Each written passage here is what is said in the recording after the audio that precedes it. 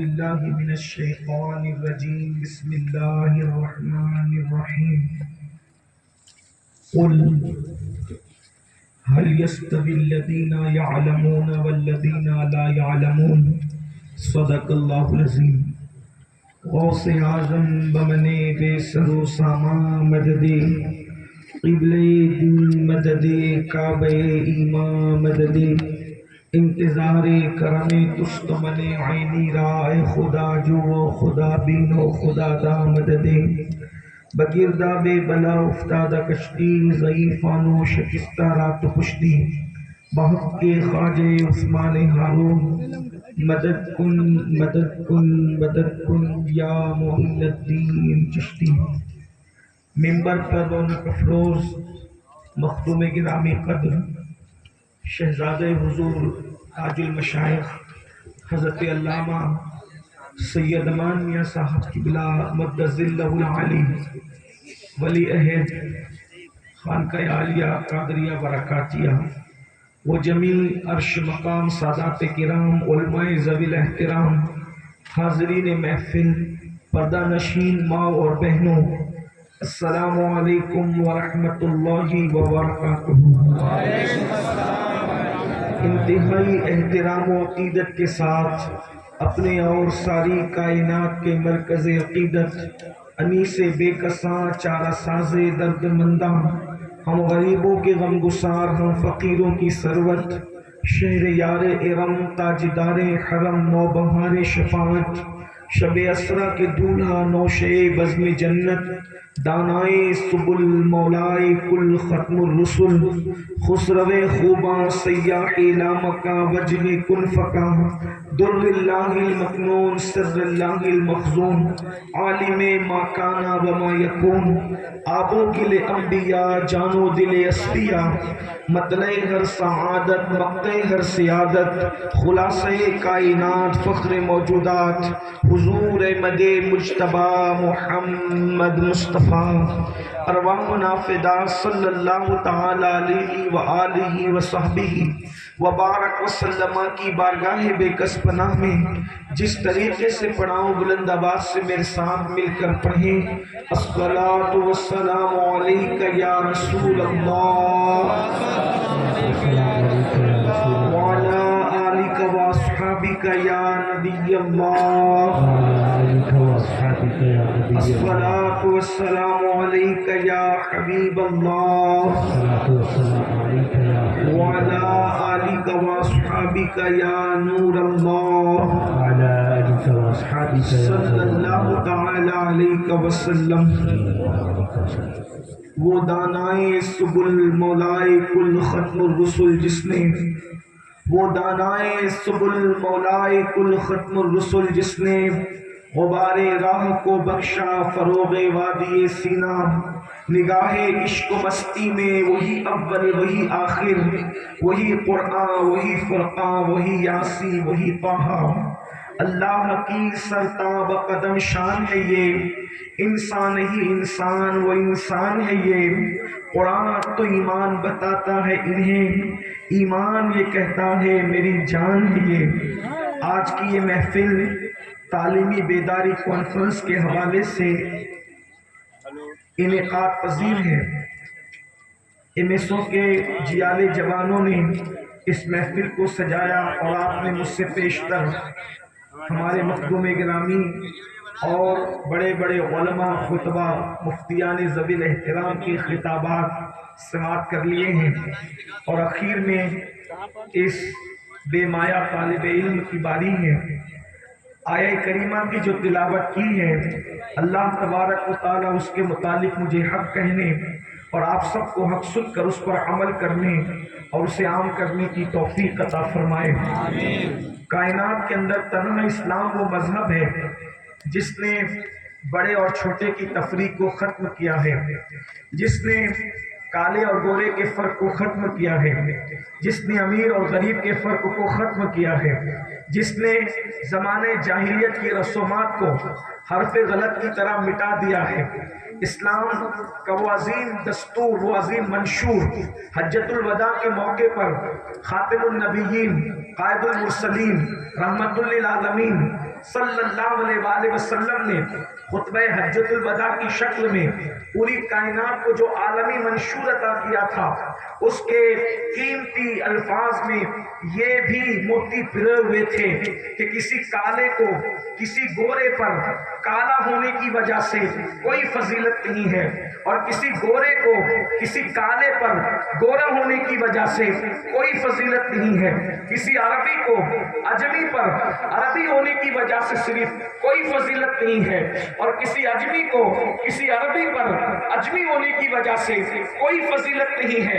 یہی اسلام ہے جس نے بادشاہ اور غلام کو ایک صف میں کھڑا کیا، یہی اسلام ہے جس نے مساوات کا درس دیا، یہی اسلام ہے اللہ اکبر جہاں غلام کعبے کی چھت پر نظر آیا اور اپنے وقت کے بڑے بڑے عرب کے سردار کہلانے والے زمین پر کھڑے ہوتے نظر آئے۔ یعنی اسلام نے تفریق کا خاتمہ کیا ہے، اسلام نے بڑے چھوٹے کی تفریق کو ختم کیا ہے، امیر و غریب کے فرق کو ختم کیا ہے۔ لیکن جب بات علم کی آتی ہے تو اللہ رب العزت خود جس نے تفریق کے خاتمے کا قانون سید العالمین کے ہاتھوں میں عطا فرمایا، وہ خود ارشاد فرماتا ہے، قل اے محبوب آپ فرما دیجئے، هل يستوي الذين يعلمون والذين لا يعلمون، کیا برابر ہو جائیں گے، کیا دونوں اکول ہو جائیں گے، پڑھے لکھے اور ان پڑھ کیا دونوں برابر ہو جائیں گے؟ نہیں، یہاں تفریق کی گئی ہے۔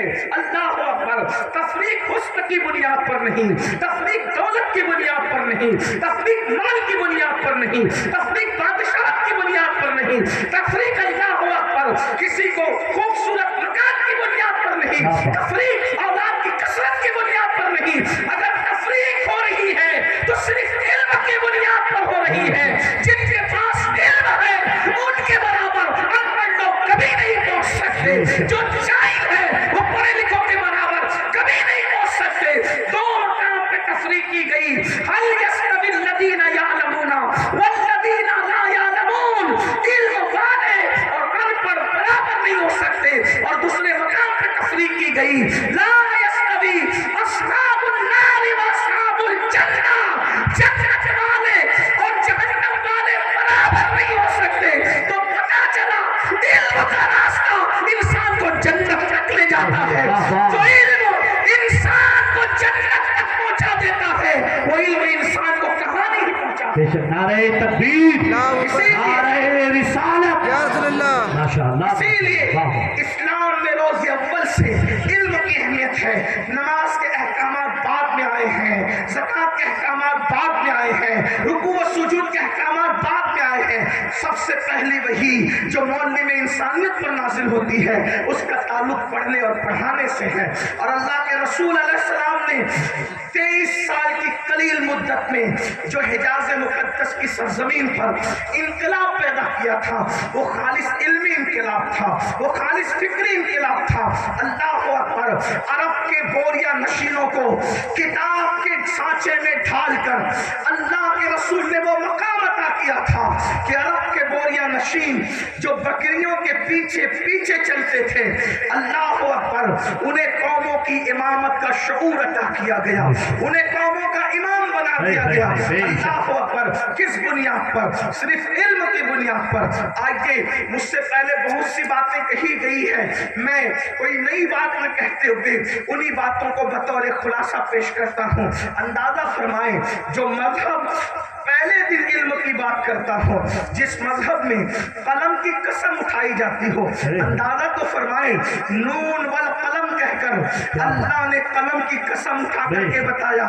اللہ اکبر، اے انسان، تیرے نزدیک جو چیزیں قیمتی ہوتی ہیں تو اس کی قسم کھاتا ہے، اللہ کے نزدیک جو چیزیں قیمتی ہے، اللہ اکبر، بلکہ یوں کہہ لیں، ہمارے نزدیک جو چیزیں قیمتی ہوتی ہیں ہم اس کی قسم اٹھاتے ہیں، اور اللہ جس کی قسم اٹھا لیتا ہے وہ چیز قیمتی ہو جاتی ہے۔ تو اللہ نے قلم کی قسم قرآن میں اٹھائی ہے۔ اللہ اکبر، اللہ اکبر۔ پھر اس کے بعد تحریر کی بھی بات کی گئی ہے، تحریر کی بات، قلم کی بات، کتاب کی بات، بلکہ اندازہ فرمائیں، صحابہ کہتے ہیں اگر کتاب نہ بھی نازل ہوتی تو حضور اتنے خوبصورت تھے کہ لوگ حضور ہی کو دیکھ کر مسلمان ہو جاتے، مگر صاحب حسن پیغمبر کے ساتھ ساتھ اللہ نے خوبصورت کتاب بھی عطا فرمائی.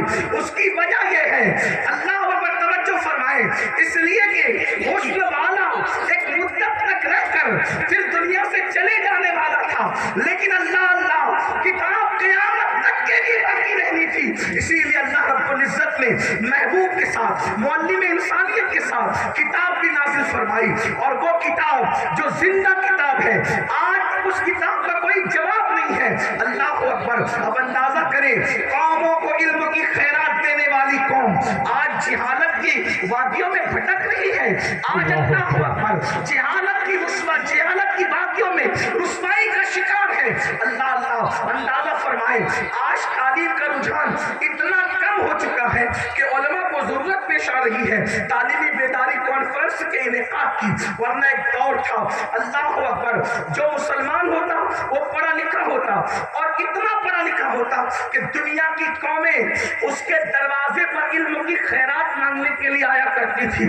اندازہ فرمائے وہ علم ہوتا, آپ نہیں جانتے, بڑے بڑے مفکرین, بڑے بڑے دانشور, بڑے بڑے اہل علم, بڑے بڑے اہل قلم, اور بڑی بڑی اللہ اکبر فلسفے کی جو وہ بنیاد کو بیان کرنے والے محمد رسول اللہ کے غلام ہی ہوا کرتے تھے. میرے پیارے آقا علیہ الصلوۃ والتسلیم کے پیارے دیوانوں, آئیے میں آپ کے سامنے یہ بات رکھوں, جب سے مسلمانوں کی توجہ علم کی طرف سے ہٹی ہے, نتیجہ یہ ہوا ہے آج ذلت کی وادیوں میں بھٹک رہے ہیں. لوگ کہتے ہیں مولانا کل تک بادشاہ تھے, آج ہم لوگ بھکاری کیوں ہیں؟ میرے عزیز, کل تک بادشاہ اس لیے تھے کہ ہمارے ہاتھ میں اللہ اکبر علم کی شمع تھی, علم کی دولت تھی, اسی لیے ہم کامیاب تھے.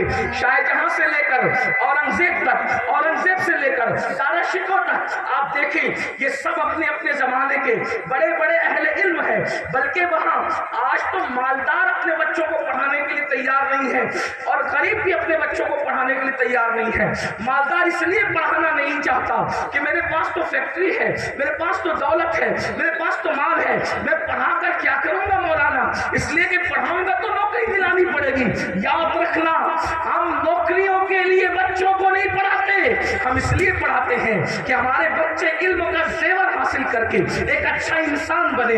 اللہ اکبر, نوکریوں کی فکر کے ساتھ پڑھانے کی یہ بہتی فکر بعد میں جنم لی ہے. ہم نے اپنے بچوں کو اس لیے پڑھایا ہے کہ وہ اچھا انسان بنے. او مالداروں توجہ کرو, اگر آپ یہ سوچتے ہیں پڑھا کے کروں گا کیا, تو یاد رکھنا پڑھے لکھے کی فکر میں اور ان پڑھ کی فکر میں زمین آسمان کا فرق ہے. پڑھے لکھے کے کھانے کے انداز میں اور ان پڑھ کے کھانے کے انداز میں زمین آسمان کا فرق ہے. پڑھے لکھے کی گفتگو میں ان پڑھ کی گفتگو میں زمین آسمان کا فرق ہے. پڑھے لکھے کی سوچ میں ان پڑھ کی سوچ میں زمین آسمان کا فرق ہے. علم سوچنے کا انداز بدلتا ہے, علم چلنے کا انداز بدلتا ہے, علم بولنے کا انداز بدلتا ہے, علم طرز زندگی بدلتا ہے, علم طرز حیات بدلتا ہے, علم انسان کو انسان بناتا ہے. اللہ اکبر. اس لیے اگر آپ چاہتے ہو کہ ہمارے پاس تو فیکٹری موجود ہے, لیکن پڑھا لکھا بندہ جس انداز سے فیکٹری کو چلا سکتا ہے ان پڑھ نہیں چلا سکتا. اس لیے اپنے بچوں کو پڑھائیے تاکہ ہمارے بچے اچھے عالم بنے, اچھے انسان بنے. آپ کو بتاؤں, شاہ جہاں نے اپنے بچوں کو اتنا پڑھایا, اورنگزیب خود بھی, دارا شکوہ خود بھی, یہ لوگ صاحب تصنیف گزرے, اور ساتھ ہی ساتھ بیٹیوں کو بھی اتنا پڑھایا کہ جہارا بیگم نے سب سے پہلے میری اپنی دانش کے مطابق سرکار غریب نواز پر دنیا کو ایک مستند کتاب عطا کی. اس کے بعد جتنے لوگوں نے غریب نواز کے قلم اٹھایا, عالم ہو, مفکر ہو, کوئی ہو قلمکار, جہارا کے حوالے کے بغیر کوئی غریب نواز کی سیرت کو مکمل نہ کر سکا. رضیہ سلطانہ کا نام دنیا جانتی ہے. رضیہ سلطانہ کو آپ کس اعتبار سے جانتے مجھے نہیں پتا, لیکن رضیہ سلطانہ کی تاریخ یہ بھی ہے, اللہ اکبر, جب بہت سارے مرد علمی معاملے میں الجھ جاتے تھے تو رضیہ سلطانہ سے جو ہے اللہ اکبر رہنمائی لیتے نظر آتے تھے, اور وہ پردے کے پیچھے بیٹھ کر کے ام المومنین سیدہ طیبہ طاہرہ عائشہ صدیقہ رضی اللہ عنہا کی سنت کو زندہ کرتی نظر آتی تھی. اس سے پتہ چلا کہ ہمارے یہاں بچیوں کی تعلیم کے لیے بھی بہت زیادہ جو ہے وہ اللہ اکبر تعلیم دی گئی, ابھارا گیا ہے. 1450 سال کے بعد لوگوں کو اب شعور آیا ہے, بیٹی بچاؤ بیٹی پڑھاؤ. میرے نبی نے 1450 साल पहले बेटी बचा करके बता दिया, बेटी पढ़ा करके नारे तकबीर, नारे रिसालत, नारे रिसालत, फैज़ाने गरीब नवाज, फैज़ाने आला हज़रत, फैज़ाने मीरे मिल्लत, हुजूर अमाने मिल्लत, नारे तकबीर, नारे रिसालत। वाह वाह वाह ये कोई मैं हवाई बात नहीं कर रहा हूँ। जब और जगह पर बेटी को पढ़ने की बुनियाद में फांसी दी जा रही थी, उस वक्त हमारे यहाँ की बेटियां सिद्दीका बिन्ते सिद्दीक मुफ्ती चार मिल्लत की हैसियत से उम्मत को फतवे देते थे। बेशक वाह ये वाह हमारी बेशक। खूबसूरत तारीख है। दुनिया बाद में इस तरफ आई है। आप मुक्तदा हो, सारी दुनिया मुक्तदी है। बेशक लेकिन बेशक। जब से आपने अपने बुजुर्गों के तर्ज़े फिक्र को छोड़ दिया है, उसके बाद से दुनिया के आप अंधे मुकल्लिद बनते नजर आ रहे हैं। एक बात आपको बताऊं, मेरे उलमा बैठे हैं, वो मेरी बात की तारीफ करेंगे। मैं उनकी मालूमात में तो कोई इजाफा करने के लिए नहीं कह रहा हूं, ना मैं इजाफा कर सकता हूं, लेकिन वो दुआएं जरूर देंगे और आपको बताएंगे कि मैं सच कह रहा हूं। 5 मरतबा बेटियों ने इतना पढ़ा, इतना पढ़ा, इतना पढ़ा कि बेटे उनकी शागिर्दी करते नजर आए। आपने नाम सुना होगा दुनिया में इमाम दारुल हिजरा सैयदना इमाम मालिक रज़ी अल्लाह तआला अन्हु, अपने जमाने के बड़े आज़ीम आशिक रसूल हैं। बुखारी की तस्नीफ से पहले आपने किताब लिखी जिसको दुनिया मुअत्ता इमाम मालिक के नाम से जानती है। इमाम मालिक की बेटियां बालिग होने से पहले पूरी मुअत्ता को हिफ्ज़ कर चुकी थी, अपने बाबा की किताब को हिफ्ज़ कर चुकी थी। और जब बड़े बड़े मुहद्दिसीन इमाम मालिक को हदीस सुनाने के लिए आते तो पर्दे के पीछे बैठ करके हदीस सुनती, और अल्लाहु अकबर जब कहीं वो गलती करते तो चूंकि उनका नजरिया ये था कि औरत की आवाज भी औरत है, तो वो जमीन पे हाथ मारती और अपने बाबा को आगाह करती, बाबा तवज्जो फरमाए, मुहद्दिस सनद को गलत पढ़ रहे हैं, उसको दुरुस्त कर दे। वाह वाह वाह वाह, सुभान अल्लाह, वाह वाह, सुभान अल्लाह, सुभान। जो बच्चियां मुहद्दिसीन के सामने आवाज नहीं निकालती, क्यों? क्योंकि उनके पास इल्म था। आज बच्चियों के पास इल्म नहीं, इसलिए वो किसी का भी हाथ थामने को भी मायूब नहीं। अल्लाह अकबर अल्लाह। अगर हम इस हाथ के थामने की रस्म बद का खात्मा चाहते हैं क्या बात, तो इन हाथों में स्मार्ट मोबाइल की बजाय किताबें देना। है वाह वाह बेशक। इन हाथों में अल्लाह अकबर इंटरनेट के आलात देने की बजाय उनके हाथों में किताबें देनी होगी। आप जानते हैं एक खातून है मिस्र में जिसे दुनिया नफीसतुल मिस्री के नाम से जानती है। ये सैयदा नफीसा मिस्री कौन है? इमाम अहले सुन्नत सैयदी आला हजरत ने आसरुल बयान लियादा की दुआ पर जो अपने वालिद की किताब पर हाशिया लिखा, उसमें दुआ की कबूलियत के जो मकामात गिना, उसमें से एक मकाम ये भी कि नफीसतुल मिस्री के मज़ार पर जो दुआ की जाती है वो फौरन कबूल होती है। ये बहू है इमाम जाफर सादिक की, यानी इमाम हुसैन के खानदान की बहू है और इमाम हसन के खानदान की बेटी है। ये वो खातून है, हसनी है और इमाम हुसैन के खानदान की बहू है। जब इनके शौहर मदीने मुनव्वरा से हिजरत करते हैं तो ये भी शौहर के साथ हिजरत करके मिस्र आती है और मिस्र में बैठकर ये पर्दे के पीछे से लोगों को तालीम देती है। हम उनको नफीसा मिस्री कहते हैं, लेकिन इल्म वालों ने उनको नफीसतुल इल्म कहा है। ये अपनी सुनहरी तारीख है मुसलमानों कि जब वो खातून जिसे नफीसा मिस्री नफीसतुल इल्म कहा गया है, जब पर्दे के पीछे बैठकर वो लोगों को इल्म दीन की तालीम दे रही थी, तो अपने जमाने का मुज्तहिद मुतलक मोहम्मद इब्न इब्रीज शाफई, जिनको दुनिया इमाम शाफई कहते हैं, वो शाफई भी पर्दे के पीछे से नफीसा से इल्म हासिल करते हैं। नारे तकबीर, नारे रिसालत, या रसूल अल्लाह।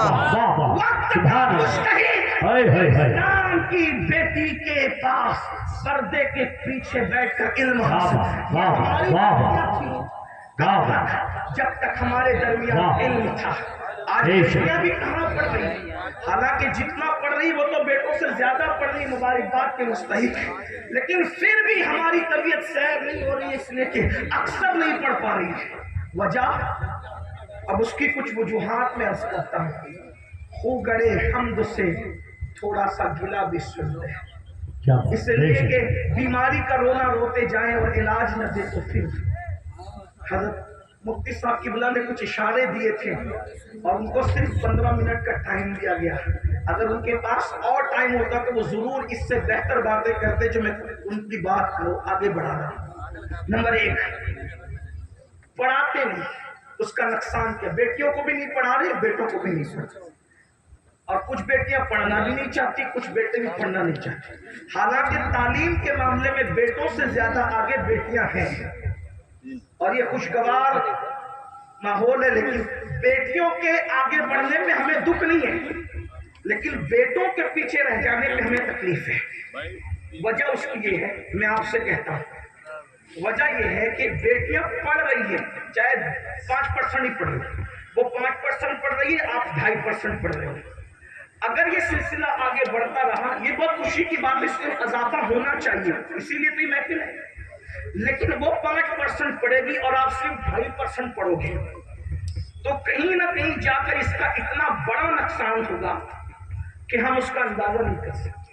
میں کوئی مفکر نہیں، لیکن ایک بات آپ کے سامنے سنوں گا، اگر وہ 5% پڑھی لکھی لڑکیوں میں کوئی ڈاکٹر بن گئی، کوئی ٹیچر بن گئی، کوئی وکیل بن گئی، کوئی جج بن گئی، میں صرف مثال کے طور پہ کہہ رہا ہوں کہ شرعی حکم نہیں بیان کرتا، صرف ایک مثال پیش کرتا ہوں، وہ بہت پڑھ لکھ لی، ڈاکٹر بنی، پی ایچ ڈی کر لیا، یہ کر لیا، وہ پروفیسر بن گئی، یہ بن گئی، وہ بن گئی، جب وہ جوان ہوگی، پڑھ لکھ کر اور شادی کی منزل آئے گی تو وہ تو 5% میں ڈاکٹر بن گئی، انجینئر بن گئی، وکیل بن گئی، جج بن گئی، پروفیسر بن گئی، سائنسداں بن گئی، اور اب اس کے معیار کا رشتہ اس کو ڈھونڈنے کے لیے نکلے تو لڑکا تو پھلی بیچ رہا ہے، لڑکا تو آٹو چلا رہا ہے، لڑکا تو لون چلا رہا ہے، لڑکا تو صاف صفائی کر رہا ہے، لڑکا تو ہوٹل چلا رہا ہے، تو کیا کوئی ڈاکٹر لڑکی کسی ہوٹل چلانے یا ہوٹل میں کام کرنے والے کو اپنا شوہر بنائے؟ اب بتائیں نتیجہ کیا ہوگا؟ اس بات کو اگر آپ صرف سن کر مزہ لینے آئے ہیں تو میں معذرت کے ساتھ کہتا ہوں کہ شاید ایسی محفلیں ہونے ہی نہیں چاہیے۔ پہلے لوگ سیریل دیکھ کر مزے لیتے تھے، اب لوگ تقریریں سن کے مزے لیتے ہیں۔ کتنی اچھی تھی سیریل اور اس کی بس وہی جملہ، کتنی اچھی تھی تقریر، ہم نے کیا لیا؟ ہم نے کیا پوری زندگی داستان کربلا سنتے رہے، کتنی حسینیت پیدا ہے۔ 3 دن کے حسینی بننے والوں، 3 دن کے رسمی حسینی، کچھ اور لوگ تو بنتے ہیں، یہ اہل سنت کا مزاج نہیں ہے۔ کربلا جہد مسلسل کا نام ہے، کربلا تحریک کا نام ہے، کربلا ایک انقلاب کا نام ہے، کربلا ایک آفاقی انقلاب کا نام ہے، کربلا اس انقلاب کا نام ہے یا اس بہار کا نام ہے جس کے بعد کوئی خزاں نہیں ہے، کربلا اس جہد مسلسل کا نام ہے جس کے بعد کوئی جمود نہیں ہے، کربلا اس حرکت مسلسل کا نام ہے جس کے بعد پھر رکنا نہیں ہے، ٹھہرنا نہیں ہے۔ ہم نے کربلا سے سیکھا کیا؟ کچھ نہیں، رسومات اور صرف رسومات۔ اللہ کے بندو سنو، یہ 5% جو پڑھ رہی ہے، جب ان کو ان کے معیار کا رشتہ نہیں ملے گا تو پھر کہیں ایسا تو نہیں کہ یہ معیار کے چکر میں کسی اور کے ساتھ چلی جائے؟ پاسبل ہے، فتنہ ارتداد کا دروازہ اس سے بھی کھل سکتا ہے۔ تو یہ بات نہیں کہی جائے گی کہ اب انہیں پڑھنے نہ دو، میں تو یہ کہتا ہوں اگر یہ 5% پڑھ رہی ہے تو لڑکوں نے 10% پڑھنا چاہیے۔ ویسے بھی آپ کو ان سے ڈبل حصہ دیا گیا ہے، جب آپ کو حصہ ڈبل دیا گیا تو آپ کو محنت بھی ڈبل کرنی چاہیے۔ میں کہتا ہوں ارتداد کے یہ فتنے کی حقیقت کیا ہے میں اس کو نہیں جانتا، جتنا بتایا جا رہا ہے اتنا ہے بھی یا نہیں، یا صرف ہمیں رسوا کرنے کی کوشش کی جا رہی ہے؟ بلکہ میں تو یہ کہتا ہوں کہ ہر آئی ہوئی سوشل میڈیا کی بات پر تو اعتماد کرنا بھی نہیں چاہیے، جن کے کہنے پر ہم چاند کا آنا نہیں مانتے، ان کے کہنے پر بیٹیوں کا جانا کیسے مان سکتے ہیں؟ ہمیں تحقیق کرنا چاہیے، ہو سکتا ہے لیکن چند بھی اگر گئی ہیں تو ہمارے دکھ کی بات ہے، اور آگے پتہ نہیں کیا ہوگا، پرسنٹیج کیا ہوگا۔ اس لیے میں اپنے جوانوں سے کہتا ہوں، درد بھری باتیں کرنے والوں کی اتنی چلی گئی، اگر تمہارے دلوں میں اسلام کا درد ہے تو کم سے کم اپنی بیٹیوں کا ایمان بچانے کے لیے خود بھی پڑھو اور اپنی بیٹیوں کو بھی پڑھو، واہ واہ واہ سبحان اللہ، تاکہ آپ ان کے معیار کے مطابق جب اپنے آپ کو بنا سکو۔ اور اگر یہ صورتحال نہیں بدلی تو پھر بہت دردناک حالات پیدا ہو۔ اب بچے پڑھ کیوں نہیں رہے؟ بہت سے ماں باپ پڑھانا چاہتے ہیں، بچے پڑھتے ہیں، بعض جگہ تو ماں باپ ہی نہیں پڑھانا چاہتے، بعض جگہ بچے پڑھنا چاہتے ہیں، ماں باپ پڑھاتے نہیں۔ ایک بات آپ سے عرض کروں، کبھی کبھی وہ یہ کیوں نہیں پڑھ پاتے؟ لڑکیوں کے مقابلے میں لڑکے ایسا نہیں ہے کہ ذہین نہیں ہے۔ پہلی بات تو یہ ہے کہ ماہرین کا کہنا یہ ہے ماں کے پیٹ سے کوئی ذہین پیدا نہیں ہوتا، اور نہ ماں کے پیٹ سے کوئی کند ذہن پیدا ہوتا ہے۔ قدرت کی تقسیم سب کے لیے برابر ہے، بس انسان کا حال یہ ہے، اس کو یوں سمجھ لیں کہ ایک سائیکل آپ نے نئی لا کر کے رکھی ہے اور آپ نے اس کو 10 سال تک چلایا ہی نہیں ہے، جب آپ اس کو نکالیں گے تو شاید وہ نہیں چلے گی، جام ہو جائے گی، کیونکہ اس کا استعمال نہیں ہوا۔ اور ایک سائیکل جتنی چلتی رہے گی اتنی ہلکی رہے گی۔ اس کو یوں ہی قیاس کر لیجئے کہ دماغ جتنا استعمال ہوتا ہے اتنا زیادہ وہ تیز ہوتا ہے، اتنا زیادہ وہ کام کرتا ہے اور ماحول اس کو متاثر کرتا ہے۔ ورنہ قدرت کی تقسیم سب کے لیے برابر، قدرت کا سب کو نوازا ہے، بس اس کا استعمال لوگ۔ آپ سے پوچھتا ہوں، لوگ کہتے ہیں یار بدھو ہے میرا بیٹا پڑھتا نہیں، وہ بدھو ہے اور پھر اس کو یہ اسمارٹ موبائل چلانا کیسے آتا ہے؟ بلکہ حال یہ ہے میرے بھائی کہ 30 سال کا باپ جو فنکشن نہیں جانتا، 5 سال کا بچہ وہ فنکشن جانتا ہے، تو پھر یہ ان کو کیسے پتا؟ ابا کو بتاتا ہے اس میں یہ کرو تو وہ ہوگا، وہ کرو تو یہ حال ہے، اندازہ فرمائے۔ اور یہ بھی بات کہہ دوں مسلمانوں، جتنا ٹیلنٹ اللہ نے قرآن کے ماننے والوں کو دیا ہے اتنا کسی قوم کو نہیں دیا ہے۔ اس کی وجہ یہ ہے کہ جن کے دل کے رشتے اللہ کی زندہ کتاب سے جڑے ہوئے ہوں، جن کے دل کے رشتے زندہ رسول سے جڑے ہوئے ہوں، پھر ان کے ٹیلنٹ کے سامنے کس کا ٹیلنٹ ٹک سکتا ہے؟ لیکن اللہ اکبر اپنی صلاحیت کو جوؤں میں، شراب میں، نشے میں، اللہ اکبر لڑکیوں سے ناجائز تعلقات میں جو صرف کر دے وہ کیا پڑھیں گے لکھیں گے۔ آج کہیں شعوری اور کہیں لاشعوری طور پر نشے کو ہمارے جوانوں کے درمیان پروموٹ کیا جا رہا ہے۔ تم پڑھ نہ سکو، آگے بڑھ نہ سکو، نوجوان لڑکوں کے درمیان جو پڑھے لکھے ہیں ان کو نشے کا عادی بنایا جا رہا ہے۔ لوگ کہتے ہیں علماء اداروں کے مخالف ہے، کوئی عالم اداروں کا مخالف نہیں ہے، جو واقعی عالم ہوگا وہ کسی ادارے کا مخالف کیسے ہوگا؟ اداروں میں پھیلی ہوئی بدنظمیاں، جرائم، گناہ، بد اخلاقیاں، بد تہذیبیاں اس کے مخالف ہیں، اور ہم نے تو ہمیشہ اداروں کی تائید کی ہمارے بزرگوں نے، بلکہ واللہ کائنات کے سب سے پہلے یونیورسٹی کا تصور اگر کہیں پر ملا ہے تو وہ اسلام میں ملا۔ بے شک بے شک۔ اور آپ کو بتاؤں آج ہمارا ذوق یہ ہے، جو مالدار بنتا ہے وہ قیمتی کپڑے خریدتا ہے، جو مالدار بنتا ہے وہ قیمتی موبائل خریدتا ہے۔ منع نہیں کر رہا ہوں، میری بات کا مفہوم مخالف مت لینا، لیکن بات کپڑے خریدیں گے، جوتے خریدیں گے، موبائل خریدیں گے۔ آج سے تقریباً 700 سال پہلے مسلمانوں کا انداز یہ تھا کہ ایک ایک مالدار مسلمان کے گھر کی لائبریری میں مالدار کے 2-2 لاکھ کتابیں پائی گئی ہیں۔ ہلاکو اور چنگیز کے دور میں اسی لیے مسلمانوں کے سر بعد میں کاٹے گئے، پہلے ان کی لائبریریوں کو جلایا گیا۔ وجہ اس لیے کہ دنیا جانتی تھی مسلمان کا تعلق علم سے ایسا ہے جیسے مچھلی کا تعلق پانی سے ہوا کرتا ہے۔ واہ واہ بے شک۔ تعلق توڑ دو، انہیں جاہل کر دو، انہیں ان پڑھ کر دو، انہیں گواہ کر دو، اور پھر کیا ہوا؟ لائبریریاں جلا دی گئی، کتابوں کے کو دیواروں میں چن دیا گیا، اور اس کے بعد رہی صحیح قسم اس سے پوری کی گئی کہ ذہین بچوں کو جرائم پیشہ بنا دیا گیا۔ اب دیکھا جاتا ہے باضابطہ طور پر کچھ ظالم ایسے ہیں کہ جو بچے ذہین ہیں ان سے دوستی کرائی جاتی ہے، ان کو نشے کا عادی بنایا جاتا ہے۔ ہمارے معاشرے میں دیکھو، اداروں میں دیکھو، اب جو نشے میں ڈوبے گا وہ کیا پڑھے گا؟ پکچر میں لے جایا جاتا ہے۔ کچھ لڑکیاں ایسی چھوڑی جاتی ہیں ایجنٹ کے طور پر جو پڑھنے والے ذہین بچوں کو اپنے غلط محبت کے جھانسے میں پھانس کر اس کی توجہ تعلیم سے ہٹا سکے۔ کچھ پڑھنے والی ذہین بچیوں کے درمیان ایسے لڑکوں کو ایجنٹ کے طور پہ چھوڑا جاتا ہے تاکہ وہ ذہین بچی کا ذہن بھٹک جائے، وہ پڑھ نہ سکے۔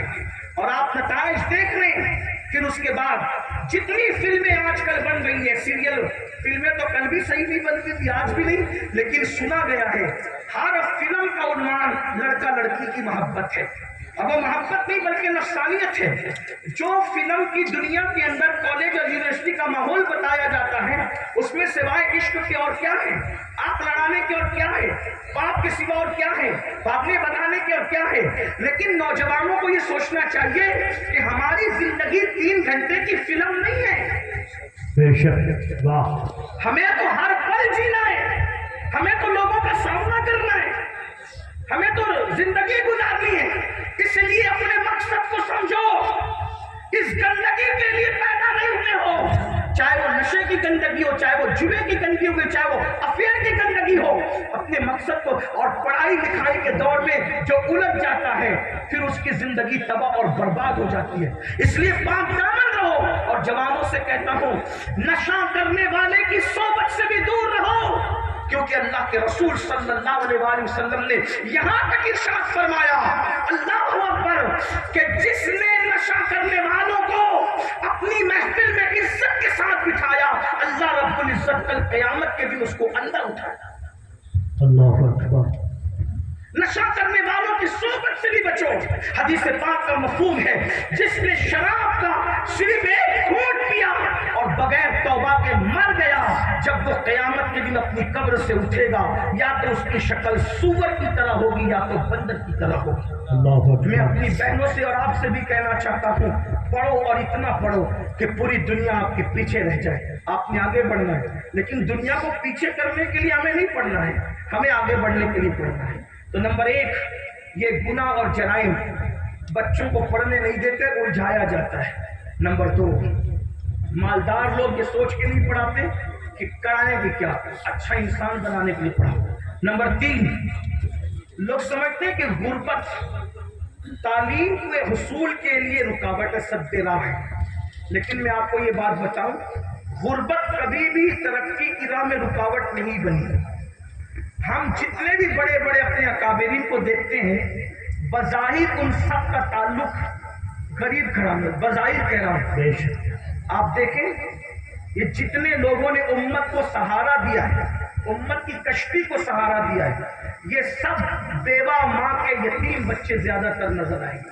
نمبر 1، اٹھا لے سرکار غوث پاکی کی زندگی، بچپنے میں آپ یتیم ہو گئے تھے، جوانی میں آپ کی امی بیوہ ہو گئی تھی، اور ماں نے اپنے بیٹے کی کل رقم